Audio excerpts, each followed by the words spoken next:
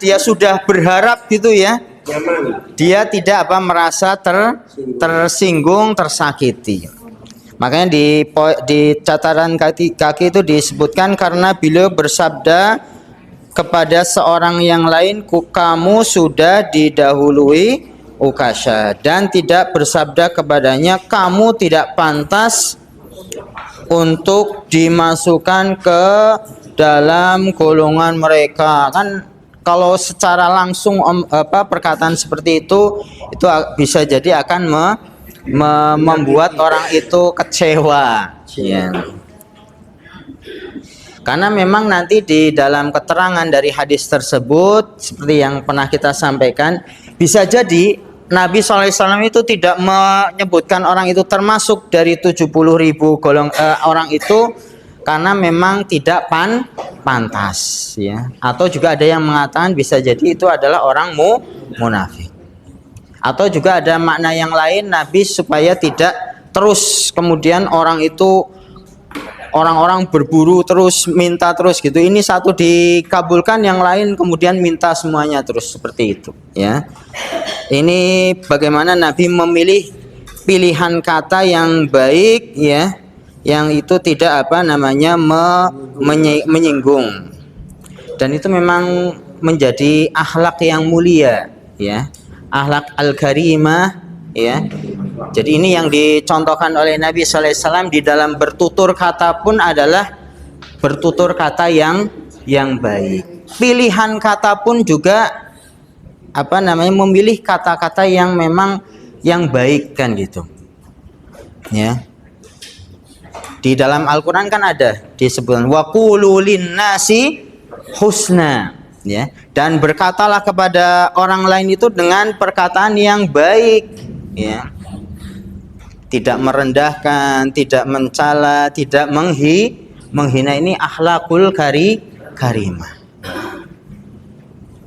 Ini yang ada di poin 21. Maka di poin yang ke-22 disebutkan di sini keelokan budi pekerti Rasulullah Shallallahu Alaihi Wasallam. Ya. Bagaimana Nabi bertutur kata, bersikap, bertingkah laku itu adalah menunjukkan akhlak yang agung, yang mulia. Ya. Nabi tidak pernah menyakiti orang lain. Bahkan nanti di dalam riwayat ya, sahabat siapa? Ada sahabat yang dari kecil itu kan bareng sama Nabi sallallahu alaihi wasallam. Ya. Mungkin pernah mendengar sahabat siapa? Anas bin Malik ya. Ini ibunya kan menitipkan ya Anas ini kepada Nabi supaya ia mendampingi Nabi kan gitu ya. Maka sahabat Anas bin Malik ini termasuk sahabat yang paling banyak meriwayatkan juga hadis dari Nabi. Bahkan nanti didoakan oleh Nabi ya, Anas ini orang yang diberikan wa faqihu fiddin ya, diberikan kefakihan ya, keluasan ilmu di dalam agama ya. Itu menceritakan bagaimana, karena Anas ini dari kecil ya, Anas kecil itu sudah bersama Nabi, dikatakan Nabi itu tidak pernah istilahnya berkata-kata kasar kepadaku, tidak pernah ya.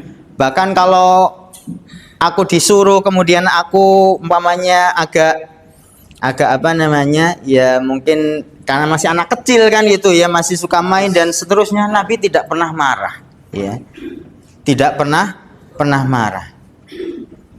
Dan memang Nabi itu adalah diutus oleh Allah itu menyempurnakan akhlak yang mulia. Innama bu'itsu liutammima makarimal akhlak. Sungguhnya tidaklah aku diutus itu kecuali untuk menyempurnakan akhlak yang mulia. Ya. Kemudian nanti Ibunda Aisyah ketika ditanya Nabi itu gimana sih akhlaknya, budi pekertinya, maka dijawab khuluquhul Quran. Nabi itu akhlaknya adalah Quran ya, kebaikan semuanya. Ya.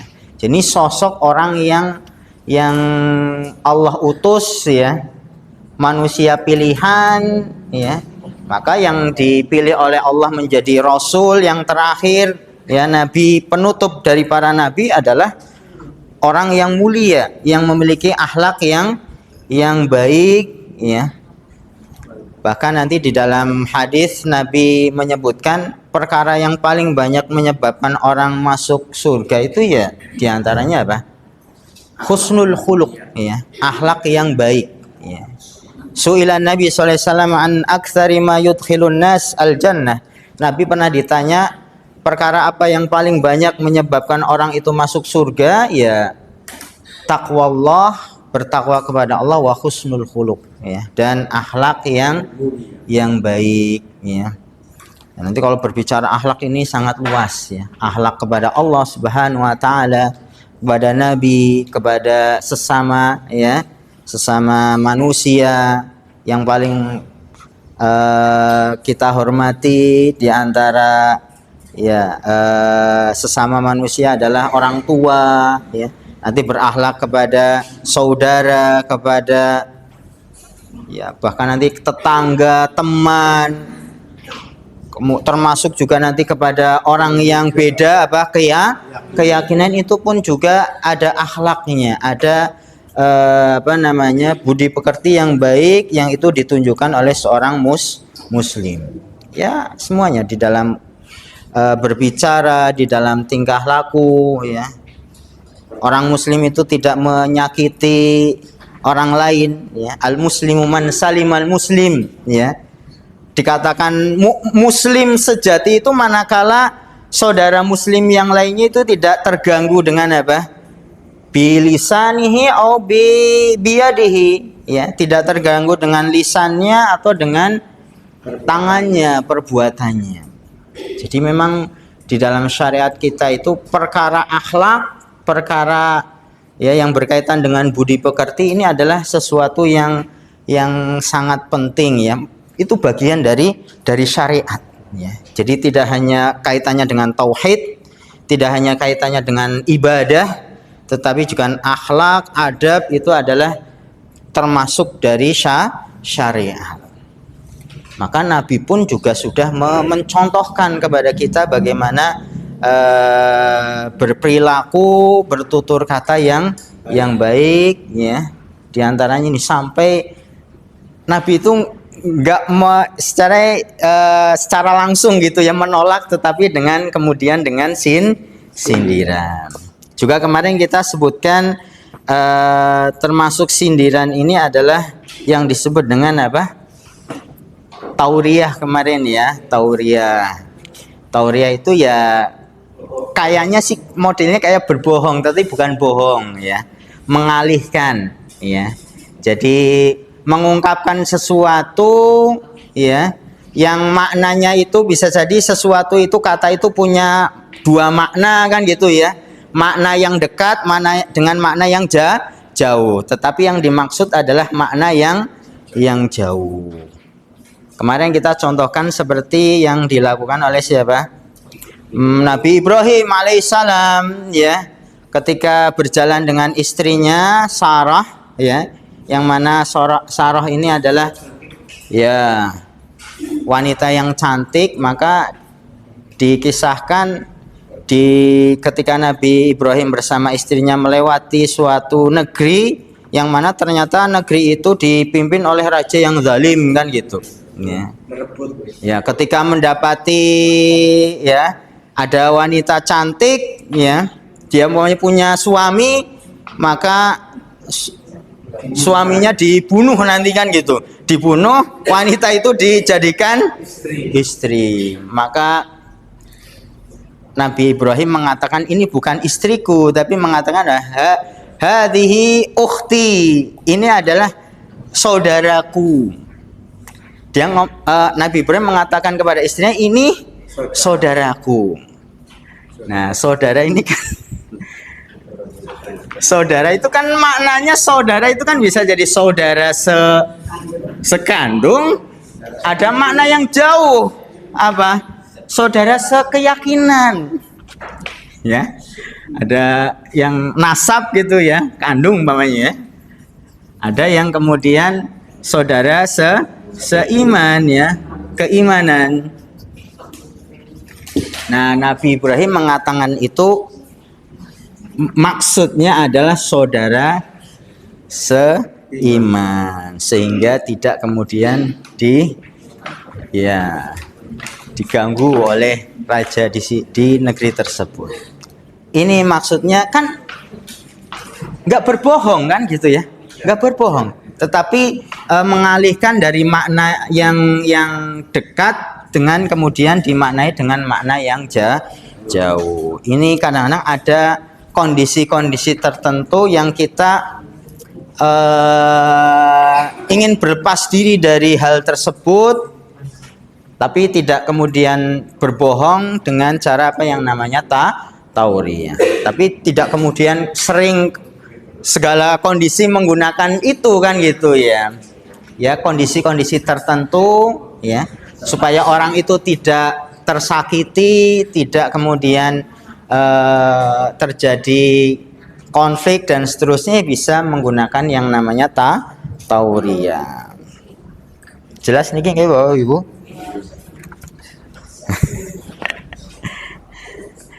Ya, memang nanti di keterangan para ulama berbohong sendiri secara umum memang asalnya tidak boleh, terlarang. Tetapi memang nanti ada kondisi-kondisi tertentu ya, orang itu boleh ya tidak menyebutkan secara sesungguhnya kan gitu ya. Ya, di antaranya tadi untuk mendamaikan ya dua pihak yang saling berseteru, seorang suami supaya istrinya tidak marah umpamanya ya, lagi masak gitu ya. Gimana Mas rasanya Mas kan gitu ya. Enak. itu ada, memang ada di dalam hadisnya ada ya. Jadi memang kondisi-kondisi tertentu yang ya kalaupun tidak mau langsung istilahnya menggunakan tadi berbohong tadi ya, tadi dengan tauriyah. Ya, sebelum ke bab yang keempat yang baru, ada yang mau ditanyakan Bapak Ibu? Bab yang ketiga dan sebelumnya nggak ada ya? Jelas berarti nggih? Poin-poinnya ini sampai 22 poin. Ya. Kalau jelas kita lanjutkan di di bab yang keempat ya. Ini judulnya adalah takut ya terhadap syirik ya. Takut terhadap syirik. Kenapa kok kemudian setelah menyebutkan 3 judul bab ya, bab yang pertama kan berkaitan dengan hakikat tauhid dan kedudukannya. Kemudian bab yang kedua ini menyebutkan keistimewaan tauhid ya, dan dosa-dosa yang diampuni karenanya. Terus bab yang ketiga itu barang siapa yang mengamalkan tauhid dengan semurni-murninya, maka jaminannya adalah masuk surga tanpa hisab ya. Setelah menyebutkan 3 bab berkaitan dengan tauhid, kemudian penulis di sini membawakan lawan dari tauhid. Lawannya apa? Ya syirik ya. Tauhid itu adalah lawannya syirik. Lawan gini ya. Kali silang ya, tauhid syirik ya. Dan supaya orang itu, ini secara umum ya, seseorang itu biasanya bisa memahami akan sesuatu hal itu setelah dia memahami makna itu diantaranya, dan itu sudah disebutkan ya, makna tauhid, hakikat ya, hakikat dari tauhid, kedudukannya dan seterusnya. Maka termasuk orang itu akan lebih paham ya, lebih jelas akan suatu perkara adalah dengan dia mengetahui lawan dari perkara tersebut. Supaya orang itu lebih lebih mengerti, mengenal akan suatu perkara, maka dia juga mencari tahu dari lawan dari perkara tersebut. Ya, contoh yang lain umpamanya. Supaya tahu apa makna enak, kan berarti enak siapa enak. Lawannya tidak enak kan gitu ya. Atau manis semuanya, biar tahu manis itu apa sih? Ya lawannya manis apa? Pahit dan seterusnya. Jadi dengan mengetahui lawannya itu kita juga akan lebih apa? Lebih mengerti, memahami. Ya. Nah, maka sama. Ketika orang ingin memahami kaitan dengan tauhid yang benar kan gitu ya. Karena juga kadang-kadang orang ketika sudah belajar tauhid kemudian mengamalkan tauhid, dia menganggap sudah beramal tauhid dengan benar kan gitu. Padahal ternyata di amalan hariannya itu dia masih apa? Ya dia mengaku beriman kan gitu, ya, bertauhid, tetapi ternyata secara tidak sadar dia sudah melakukan amalan-amalan yang itu bisa membatalkan ketauhidannya itu. Ya. Jadi ini termasuk yang kenapa penulis kemudian membawakan setelah 3 bab berurutan berkaitan dengan tauhid, kok kemudian menyebutkan tentang syirik kan gitu, lawan dari tauhid, selain untuk menjelaskan makna tauhid lebih jelas ya, dan juga sebagai apa? Sebagai pengingat. Kadang-kadang ada orang yang sudah merasa bertauhid kan gitu, ternyata amalan-amalannya itu membatalkan tauhid, alias amalan-amalannya itu adalah amalan kesyirikan. Ini dijelaskan oleh penulisnya. Li'annal insan yara annahu qad haqqaqa tauhid. Ya, karena manusia itu mengira dirinya itu sudah bertauhid, beriman ya, padahal bahwa huwa lam yuhaqqiqhu. Padahal dia di dalam amalan-amalannya itu ternyata ada amalan-amalan kesyirikan yang itu bisa membatalkan keimanan, ya, bisa mengurangi atau bahkan membatalkan. Ya. Jadi nanti syirik sendiri secara umum kan ada syirik apa? Syirik besar ya, dan syirik apa? Kecil ya. Besar dan kecil. Ini insyaallah kita bahas gitu ya. Tapi ini gambaran secara umum ya.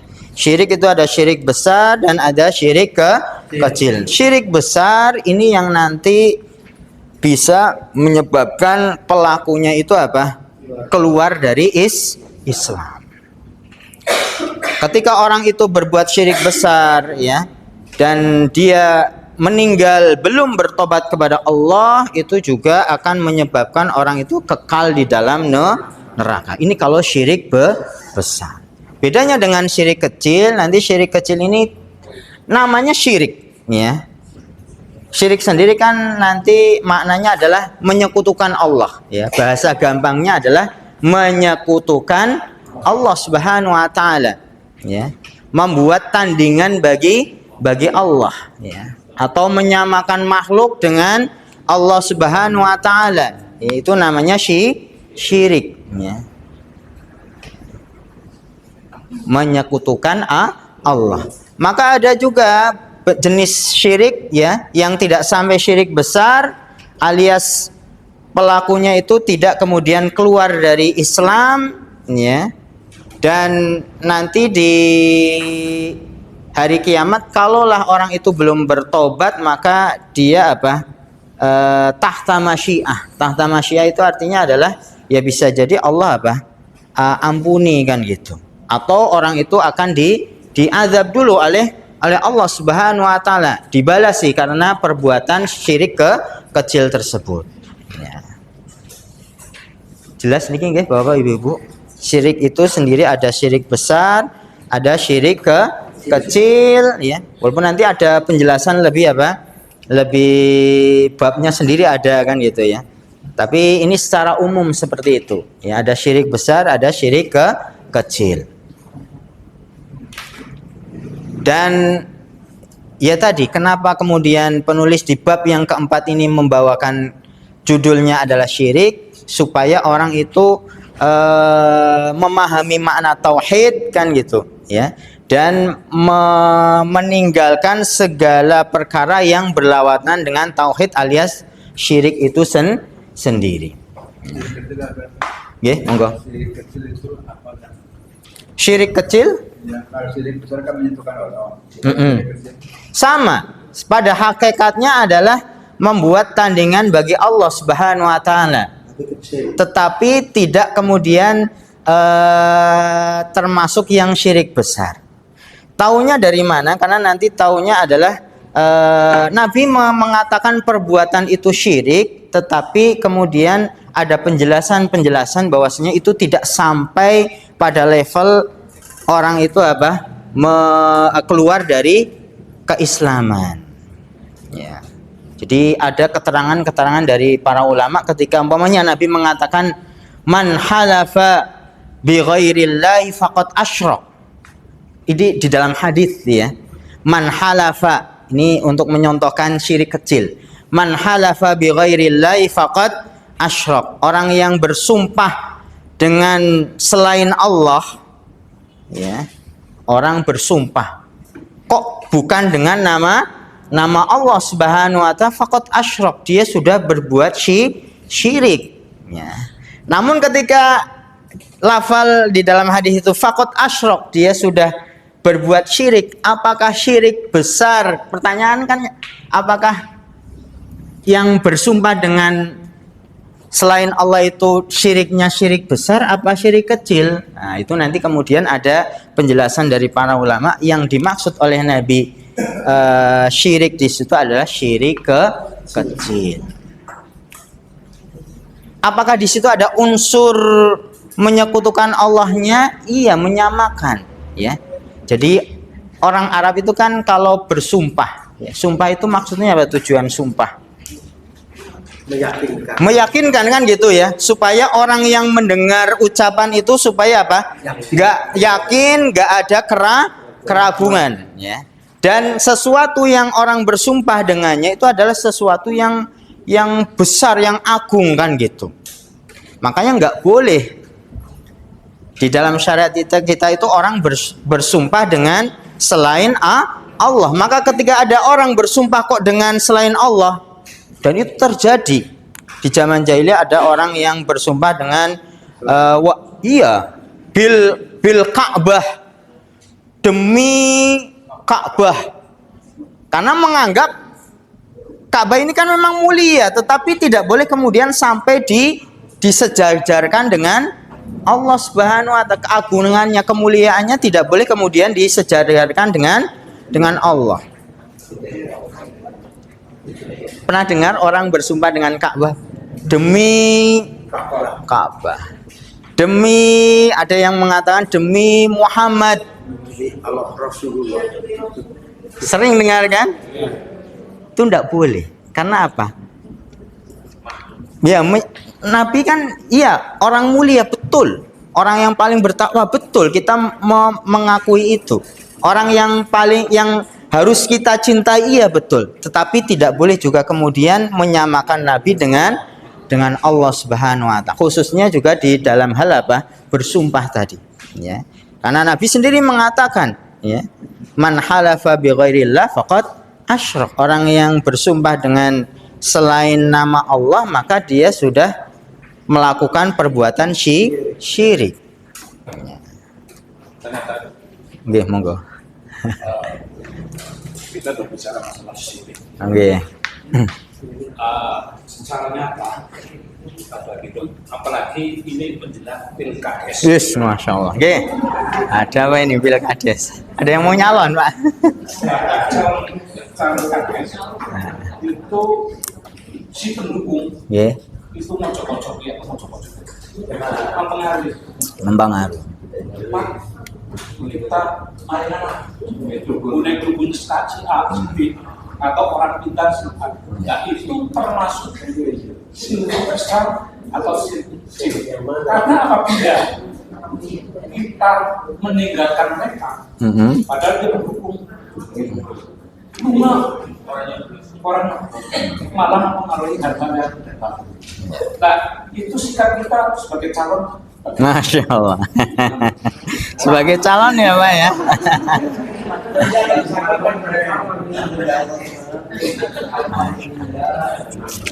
Ya. Jadi yang memang ini sesuatu yang wake ya. Wake itu artinya sesuatu yang memang nyata gitu ya. Dan di kehidupan kita sehari-hari khususnya orang Indonesia memang masih sangat kental dengan yang namanya dunia perdukunan ya. Bahkan kalau tidak salah ada wadahnya. Ya, ada saya sendiri pernah sih Pak. Di tahun 89 Iya, betul. dengan Pak Tarmangga. Iya. Iya. Dukun. Iya. Ya memang itu tadi di negara kita itu perdukunan itu bahkan bisa jadi nggak dianggap sesuatu yang menyimpang gitu ya. Bahkan tadi kita katanya ada wadahnya, kalau nggak salah apa namanya ya di Jawa Timur tuh ada organisasinya. Jadi Ikatan Para Dukun Indonesia itu ada.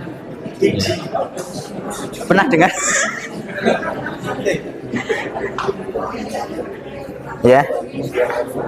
Padahal jadi alhamdulillah ini nikmat dari Allah Subhanahu wa taala Bapak Ibu semuanya, bagaimana kita belajar ya kaitan dengan syariat, khususnya adalah dengan tauhid ya, keimanan. Itu kan inti dari syariat ya. Bagaimana orang itu akan selamat, orang itu akan meraih kebahagiaan ya di dunia dan di akhirat ya. Jangan sampai kita di dunia bahagia, mungkin banyak pendukung, banyak punya jabatan, punya pengaruh mungkin. Tetapi apakah ingin kemudian nanti kehidupan yang kekal ya, yang abadi, itu malahan sengsara kok di dalam neraka selama ini, kan ngeri sekali ya. Di dunia sih paling lama berapa tahun kita hidup, atau orang jadi jabat kira-kira berapa tahun? Hah? Paling lama ya kalau mau 3 periode 15 tahun mamanya. Ya setelah itu apa? Ya sudah hilang ya. Sangat singkat kehidupan di dunia. Tapi bagaimana di dalam syariat kita datang Allah menurunkan Al-Quran, mengutus Rasul itu ya sebagai apa? Supaya kita itu selamat tidak hanya di dunia tetapi selamat di akhirat. Dan di bab-bab sebelumnya kan kita sudah sebutkan, kita kaji bersama hakikat tauhid itu adalah tujuan dari tujuan kita hidup diciptakan oleh Allah itu kan apa? Untuk beribadah. Beribadah itu apa? Ya mentauhidkan Allah, memurnikan ibadah hanya kepada Allah Subhanahu wa taala. Ya. Maka kita pinginnya apa? Selamatnya itu tidak hanya di dunia tetapi juga selamat di akhirat, dunia dan akhirat. Panduannya ya kembali kepada Al-Quran dan hadis. Maka kalau kita berbicara masalah tadi dukun, perdukunan, as-sihr ya, nanti sebetulnya ada babnya khusus itu Pak. Al-Kuhan namanya ya. Orang perdukun atau nama lain kerennya mungkin ada orang pinter lah. Orang pinter. Paranos. Ya, itu semuanya adalah hal-hal yang berlawanan dengan tauhid. Ya.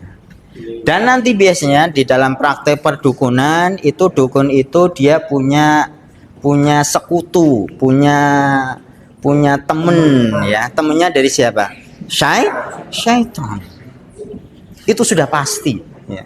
Dan itu nanti syaitan itu kan nggak cuma-cuma ya, tidak gratisan istilahnya mau bantu ya, tetapi dengan apa? Dengan orang itu ada syarat-syaratnya, dan biasanya syarat-syaratnya itu adalah sesuatu yang membatalkan tauhid ya bisa dengan macam-macam. Praktek perdukunan nanti macam-macam ya, termasuk sihir itu kan maknanya memalingkan ya. Di antara maknanya adalah memalingkan ya. Bisa sing awale saling senang jadi saling apa? Benci. Sehingga awalnya saling benci jadi saling senang. Itu bisa dengan praktek-praktek sihir atau perdukunan tadi. Terus Sikap kita ya. karena jelas itu Ya. Tadi jelas ya. Sikap kita tentunya ya kita kalaupun kita punya niatan baik ingin apa namanya nyalon kan gitu ya. Dengan harapan ketika saya nyalon saya gunakan kesempatan menjadi apa namanya lurah dan sudah ini adalah untuk amar ma'ruf nahi mungkar, mengajak kepada kebaikan, mendakwahkan agama. Ini adalah niatan-niatan yang baik. Maka kalau itu niatan yang baik tidaklah kemudian dicampur dengan wasilah-wasilah gitu atau perantara-perantara yang buruk kan gitu ya. Apalagi itu sudah sampai tingkatannya adalah syirik ya. Itu nanti kaitannya dengan orang yang ya kalau itu syirik ya itu perdukunan atau syirik besar ya. Termasuknya nanti syirik besar. Nanti ada babnya tersendiri masalah sihir ya. Sihir dan al-kahin dukunnya sendiri kalau di dalam syariat kita itu hukumannya adalah dibunuh. Sampai tingkatan apa? Dibunuh ya. Karena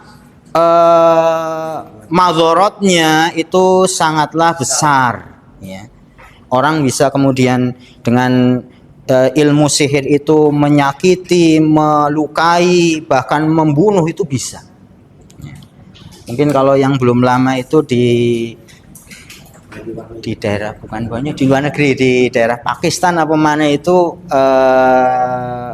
para kuhan itu, para dukun itu ditangkap dan karena memang meresahkan dan merugikan banyak orang ya. Merugikan banyak orang. Maka ya sikap kita sebagai seorang mukmin ya tadi meninggalkan segala bentuk kesyirikan, bukan malah saling apa? Berbantu membantu tapi dalam halal kemungkaran, dan ini kemungkaran yang memang paling tinggi. Yang kemarin kita sebutkan kezaliman kan bertingkat-tingkat nggih. Dan kezaliman yang paling besar adalah apa? Yaitu orang berbuat syirik kepada Allah, diantaranya adalah kaitan dengan perdukunan. Kalaupun mau nyalon ya dengan cara-cara yang sudah di itu bukan kita calon sendiri, tapi orang masyarakat itu yang datang bahkan sampai puluhan bahkan 50 orang, macam-macam dukung gitu. Yaitu yang istilahnya namanya apa sih ya, ada kayak bahkan mereka itu yang kemudian mengendalikan kan gitu. Ini yang menjadi menang atau yang tidak karena dukungan mereka kan gitu. Maka ya itu tadi. Sikap kita kepada mereka itu dan halus tanpa menyinggung akan perasaan mereka. Tapi mereka tetap mendukung kita. Waduh ya ini. Wallahu taala alam bisawab. Kalau memang dari dasarnya ya mungkin Pak Puji lebih paham gitu ya karakter orang-orang seperti ini supaya tidak tersinggung dan sebagainya, ya bisa dengan kata-kata tadi, sindiran-sindiran yang baik. Tapi intinya pada pokoknya kan gitu ya, kita tidak kemudian bertawun itu artinya saling tolong menolong dalam hal kemungkaran, apalagi ini adalah kesyirikan ya kalaupun mungkin di situ sampai pada batas akhirnya ditinggalkan, nggak ada yang mau ya nggak apa-apa, alhamdulillah. Berarti hikmahnya adalah terlepas dari daripada didukung, ternyata di situ adalah kita mendukung yang namanya berarti kan ini mendukung kesyirikan. Ayo dukung saya, nanti nggak apa-apa datang ke dukun dan ini kan berarti apa? Secara tidak langsung orang itu kemudian menyetujui ya, mendukung, mendorong hal-hal yang namanya kesyirikan. Mau dengan istilah yang lain, mungkin ini kan budaya, ini kan yang namanya apa namanya sudah menjadi ajaran turun temurun kan gitu. Kalaupun itu semuanya adalah bertentangan dengan syariat, maka sikap kita sebagai seorang beriman adalah barok, ya, berlepas diri. Nanti juga di dalam dalilnya di dalam Al-Qur'an bagaimana Nabi Ibrahim juga berlepas diri dari kemungkaran, kesyirikan yang terjadi di dalam di umatnya kan gitu. Berarti menolak dengan cara Ya usahakan adalah dengan cara-cara yang baik, ya, dengan cara-cara yang baik. Aku ya senang didukung, tapi ya tidak dengan cara perdukunan. Itu kalau bisa menolak kemudian disampaikan dengan baik, bahkan di situ ada unsur unsur dakwahnya kan gitu ya. Cuman memang ini butuh tahapan kan gitu ya. Apalagi orang itu sudah memang dari kecilnya itu ya bertamul dengan dukun, apalagi dukunnya kan gitu ya. Tapi kita tetap husnudzon, dalam artian apa? Ya kita bisa menyampaikan kan gitu ya. Karena hidayah kembali kepada siapa? Allah Subhanahu wa taala yang memberikan hidayah, yang mampu membuka hati ya, yang awalnya memusuhi ya, kemudian menjadi baik, itu kan Allah. Kita hanya bisa berikhtiar, berusaha adalah diantaranya menyampaikan dengan cara-cara yang baik. Tidak perlu kemudian kita mencela ya. Kui kan ya pokoknya langsung secara tegas gitu ya. Orang kan biasanya langsung langsung menolak itu. Tapi bisa dengan bahasa-bahasa yang Pak Bu insyaallah ya Bapak Ibu lebih banyak pengalamannya gitu ya, bagaimana kemudian mengajak tetapi tidak sampai, atau menolak tapi tidak sampai orang itu kemudian merasa kecewa. Ini tadi dengan sindiran ya. Tapi intinya jelas kita tidak mentolerir, tidak tolong menolong dalam hal kemungkaran, apalagi ini adalah perkara yang namanya syirik.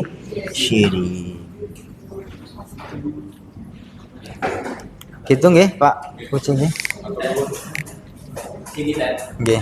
nanti masalah syirik itu seperti perkebunan ya. Iya. Itu harus ditinggalkan. Ya. Mungkin yang kita butuhkan hanya Dukun pijet, dukun bayi.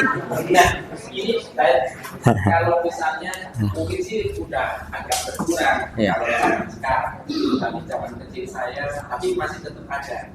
Ketika mau punya hajat gitu, itu ada yang disuruh itu buang CD ke payun biar terang. Nah, itu termasuk perbuatan syirik atau tidak, kalau termasuk besar atau kecil. Masya Allah. Nah, itu yang pertama. Yang kedua, masalah sumpah dan Ya. yang selain dengan nama Allah itu tidak di. Saya sendiri sering bersumpah dengan menyebut yakin, sumpah yakin bola covid termasuk yang diperbolehkan apa? Yakin sumpah. Terima kasih. Ya. Jelas nggak pertanyaannya ini ya Bapak? Ya Ya nggak apa-apa, kita mukadimah dulu ya sebelum ke dalil-dalil. Jadi tadi kita sebutkan syirik itu ada syirik besar dan syirik kecil ya. Kalau syirik kecil itu tidak sampai mengeluarkan seseorang dari keislaman ya. Jadi di antara syirik kecil juga nanti ada babnya tersendiri, adalah seseorang itu mengambil sebab ya, mengambil sebab yang itu bukan sebab. Meyakini itu sebab padahal itu bukan sebab. Itu nanti masuknya adalah syirik kecil. Ini kaidah secara umum ya. Meyakini sesuatu itu sebab padahal itu bukan sebab.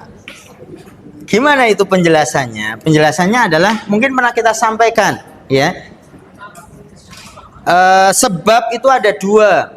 Sebab itu ada dua. Ada sebab yang sifatnya syar'i. Pernah ya? Ingat ya. Syar'i dan satunya apa? Kauni atau qadari ya. Sebab itu ada dua. Enggak ada yang ketiga. Ini ada hanya dua ini ya. Sebab. Sebab siapa artinya sebab? Sebab itu adalah sesuatu yang dilakukan supaya orang itu mendapatkan sesuatu yang lain. Tadi orang pingin hajatane lancar kan gitu ya, nggak ada yang ganggu, tapi dengan cara ngelempar apa tadi? Macam-macam, ada yang ngelempar CD kemana, ke atas payon, ada yang gawe apa yang lain.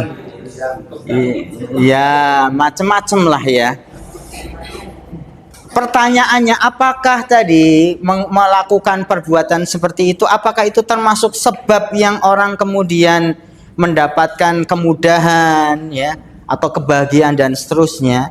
Maka kalau kita urut gitu ya, kita kembalikan kepada sebab ini, maka itu bukan termasuk sebab yang syar'i. Syar'i ini maksudnya adalah yang diperintahkan di dalam agama. Apakah ada Nabi memerintahkan sahabatnya nek Arab barang gawe ben aman ya gue gawe? Kan nggak ada ya, nggak ada. Berarti bukan sebab syar'i. Apalagi di dalam Al-Quran jelas nggak ada. Atau apakah itu termasuk sebab kauni? Sebab kauni adalah, ini maksudnya adalah sebab yang memang itu terbukti secara ilmiah ya.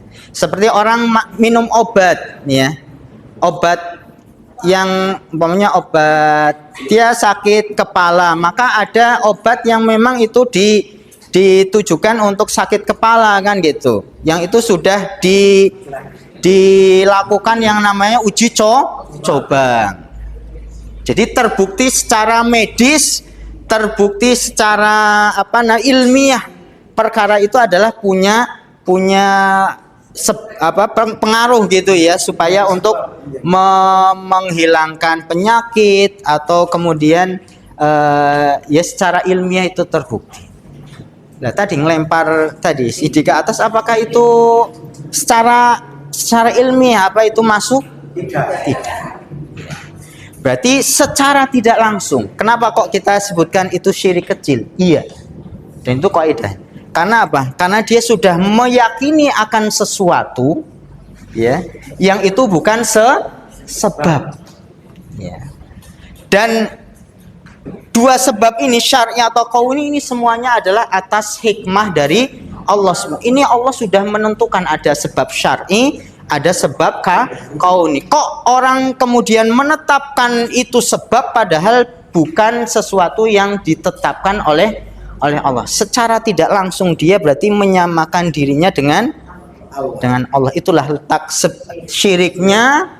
Karena kembali lagi, makna syirik itu kan menyamakan, menyekutukan Allah. Allah itu yang berhak menentukan sebab. Ini nanti kembali kepada keyakinan Allah itu Rabbul Alamin. Allah itu yang mengatur alam semesta. Termasuk juga adalah yang menetapkan berkaitan dengan sebab. Maka kalau ada orang menetapkan sebab padahal itu bukan sebab, maka dia seakan-akan menyamakan dirinya kepada Allah, dan dikatakan oleh para ulama itu adalah syirik kecil. Tapi diingat, tapi ini perlu diingat juga, kalau kemudian meyakini CD-nya itu yang mendatangkan manfaat atau madharat, ini sudah sampai syirik. CD-nya siapa dulu umpamanya gini, CD-nya bekas kiai mbah ini meyakini ini yang mendatangkan, ini nanti bukan hanya syirik kecil, ini sampai kepada syirik itu, dan itu yang terjadi banyak ya. Orang pakai yang namanya jima. Ya nggak hanya di sini gitu ya. Di sini ada, mungkin ada yang dikalungkan, ada yang diikatkan, ada yang ditempel. Apakah itu termasuk menjadi sebab orang kalau pakai apa namanya ya jimat itu apakah itu termasuk sebab syar'i? Enggak. Apakah termasuk sebab kauni? Apakah ada? Tidak. Maka kalau itu meyakini itu menjadi sebab, ya, maka dia sudah terjerumus di dalam syirik kecil. Termasuk juga keyakinan-keyakinan yang lain, ya, yang pernah kita sebutkan seperti tatoyur kan itu ya, termasuk di bab 3 kemarin, ya. Orang itu berkeyakinan sial dengan sesuatu. Wong itu bukan sebab, ya. Letak rumah ditusuk sate, apakah itu menjadi sebab datangnya musibah? Apa itu termasuk sebab syar'i? Enggak. Apa termasuk sebab kauni? Enggak. Maka ini termasuk keyakinan yang menyimpang. Ya. Itu kaitan dengan, dan insya Allah nanti ada babnya tersendiri. Tapi jelas itu ya, Bapak. Kalau yang berapa tadi? Yang kedua berkaitan dengan sumpah, ya. Yakin, sumpah lah. Nah, ya itu kembali kepada, ini kan ucapan ya, sumpah lah, tapi enggak disebutkan dengan siapa orang itu bersumpah. Maka kalau seorang yang beriman, orang muslim, ya ketika dia mengucapkan sumpah, maka dia sumpahnya adalah dengan Allah Subhanahu wa taala. Jadi ya ganti ya redaksinya diganti ya. Demi Allah. Nah, itu al-qasam. Dan itu di dalam orang bersumpah dengan nama Allah itu berarti dia mengagungkan Allah Subhanahu wa taala, ya. Allah itu dianggap sesuatu yang memang sesuatu yang mulia, yang agung. Kemudian orang itu bersumpah dengannya, maka itu juga kaitannya dengan amal, ya. Amal kebaikan, ya. Ya nanti di dalam hati itu kan amal qalb, termasuk juga di dalam lisan. Insya Allah itu menjadi apa? Berpahala. Ya. Ya banyak yang terjadi.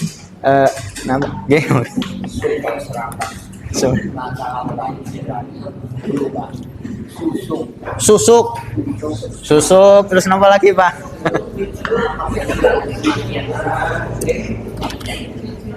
Ya, susuk biar tambah ganteng, tambah kelihatan lakinya. Kalau yang perempuan jadi tambah cantik, katanya memikah dan seterusnya. Itu nanti babnya adalah bab sihir, ya. Nanti masuknya adalah bab sihir, atau juga nanti termasuk dari bab ya tadi tamaim itu artinya jimat tadi, sesuatu yang dipakai diyakini itu menjadi sebab datangnya manfaat, atau sebab itu datangnya apa? Menolak madharat. Itu nanti masuknya kepada syirik kecil, orang memakai. Tapi kalau sampai meyakini susuk inilah yang mendatangkan manfaat, berarti ini kan menyamakan dengan Allah secara langsung, dalam artian adalah dalam hal rob tadi, memberikan manfaat atau menolak madharat, maka nanti masuknya adalah syirik besar, ya, susuk dan yang lain. Jadi ya alhamdulillah kita maksudnya sama-sama belajar, ya. Yang jelas kita nanti rujukannya adalah semuanya adalah diambil dari Al-Qur'an dan hadis, ya. Bukan jari ini, ya, bukan kata si anu, enggak, tapi landasan kita adalah Al-Qur'an dan bagaimana penjelasan dari Nabi sallallahu alaihi wasallam, ya. Ya, kita berdoa kepada Allah ketika kita belajar tauhid plus apa? Lawannya kita terhindar dari yang namanya kesyirikan, yang itu mungkin di sekitar kita banyak. Wallahu ta'ala alam bisawab, ya. Gitu dulu ya, Bapak Ibu. Ya. kita hidup di zaman fitnah ya, tapi yang namanya syirik ini sudah dari zaman dahulu sudah. Wallahu taala alam bisawab. Kita akhiri dengan doa kafaratul majlis. Subhanakallahumma bihamdika asyhadu an la ilaha illa anta astaghfiruka wa atubu ilaik. Assalamualaikum warahmatullahi wabarakatuh.